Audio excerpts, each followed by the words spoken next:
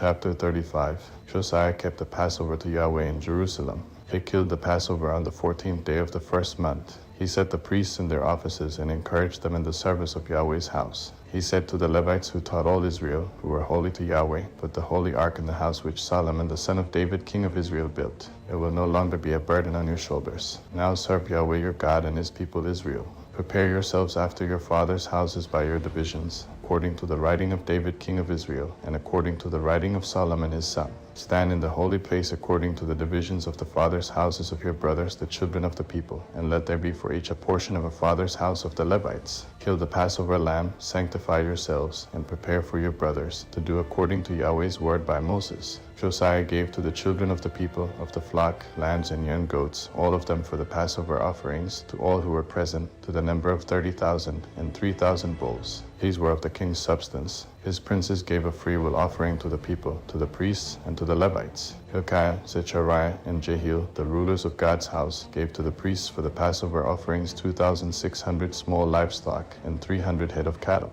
Chenaniah also, and Shemaiah and Nethanel, his brothers, and Hashabiah, Jael, and Jozabad, the chiefs of the Levites, gave to the Levites for the Passover offerings 5,000 small livestock and 500 head of cattle. So the service was prepared, and the priests stood in their place, and the Levites by their divisions, according to the king's commandment. They killed the Passover lambs, and the priests sprinkled the blood which they received from their hands, and the Levites skinned them. He removed the burnt offerings, that they might give them according to the divisions of the fathers' houses of the children of the people, to offer to Yahweh, as it is written in the book of Moses. He did the same with the cattle. He roasted the Passover with fire according to the ordinance. He boiled the holy offerings in pots and cauldrons and in pans, and carried them quickly to all the children of the people. Afterward they prepared for themselves and for the priests, because the priests the sons of Aaron were busy with offering the burnt offerings and the fat until night. Therefore the Levites prepared for themselves and for the priests the sons of Aaron. The singers, the sons of Asaph, were in their place, according to the commandment of David, Asaph, Heman, and Jeduthun the king's seer, and the gatekeepers were at every gate. They didn't need to depart from their service, because their brothers the Levites prepared for them. So all the service of Yahweh was prepared the same day, to keep the Passover, and to offer burnt offerings on Yahweh's altar, according to the commandment of King Josiah.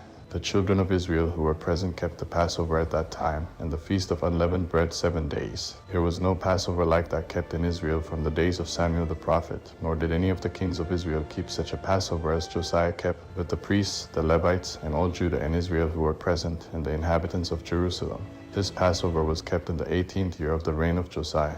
After all this, when Josiah had prepared the temple, Necho king of Egypt went up to fight against Carchemish by the Euphrates, and Josiah went out against him. That he sent ambassadors to him, saying, "What have I to do with you, you king of Judah? I come not against you today, but against the house with which I have war. God has commanded me to make haste. Beware that it is God who is with me, that he not destroy you."